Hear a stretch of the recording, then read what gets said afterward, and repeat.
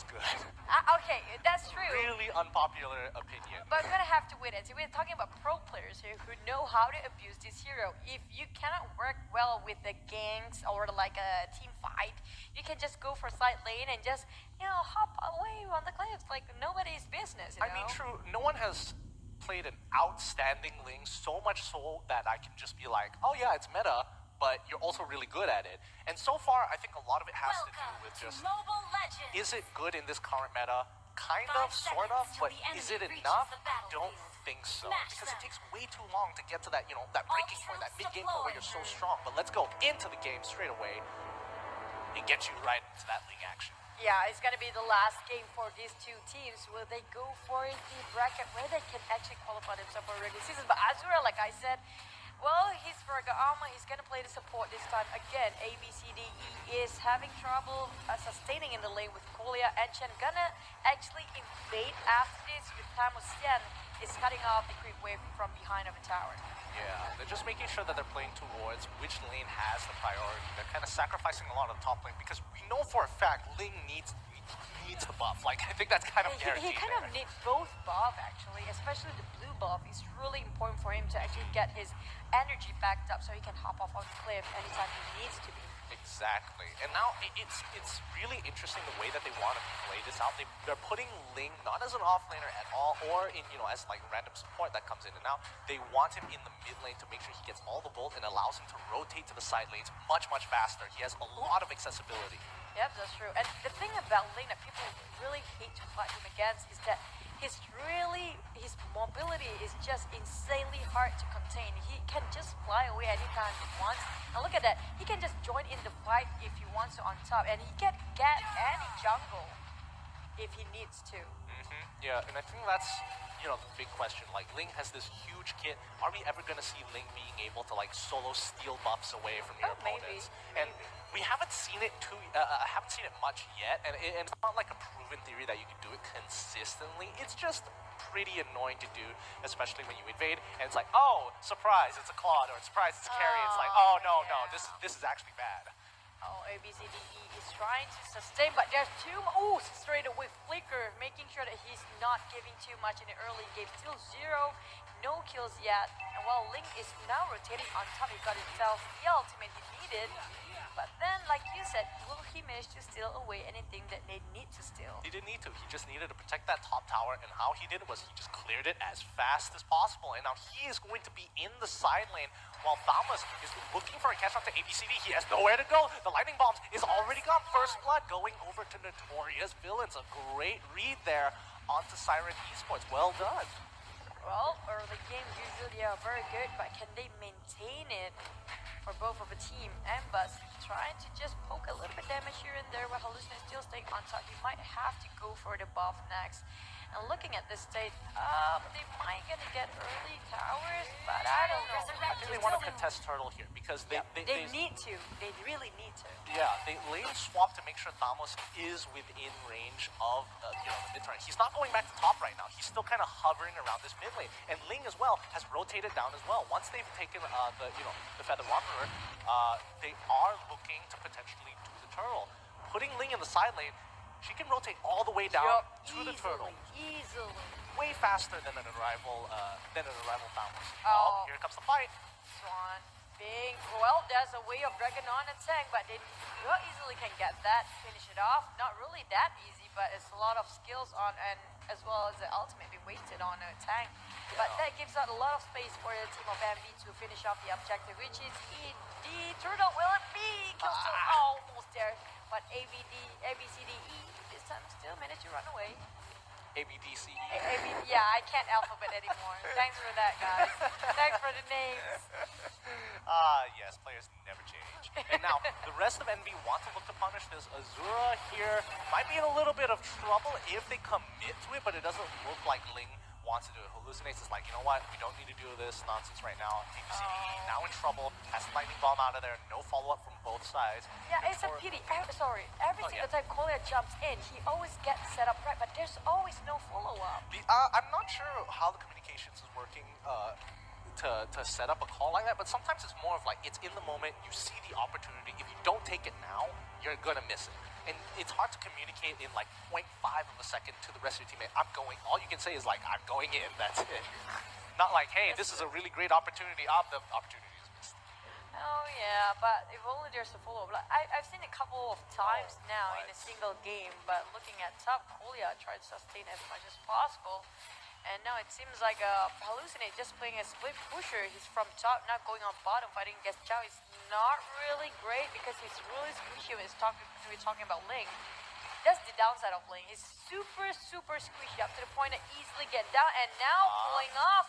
Oh, there you go. A great snag and catch from the rest of the team of Siren. Great follow-up. They wanted to make sure they get a pick, and you know, when you have divine judgment, it's pretty easy to nail someone right on the head here. But Swan keeping the tracks onto ABCDE.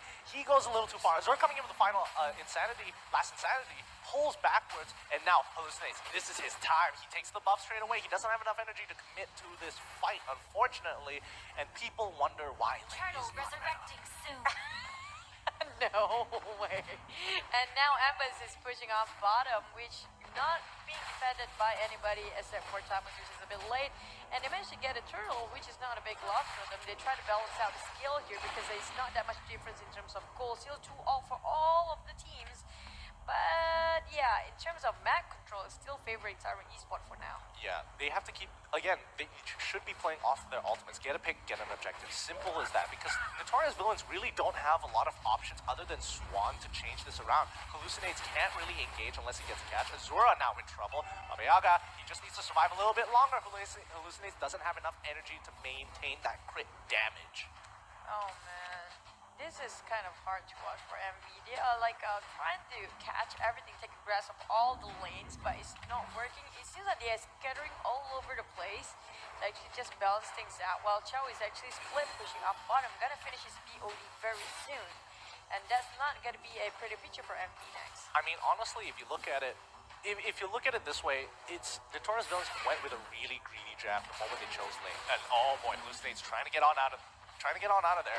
He's taking too much damage here. They lose another top tier 2 turret now. Oh, ABCDE goes straight in with the Divine Judgment, ensuring Rock dies. Swan has to turn this around. Chen trying to make the best of the situation. A1, A2, still a little bit of health down. Goes down finally. Swan still making it happen. They could go for the chase. Thamos isn't there. Hallucinates. This is his time. He sees the opportunity. Goes straight on top of them. ABCDE should be the next target.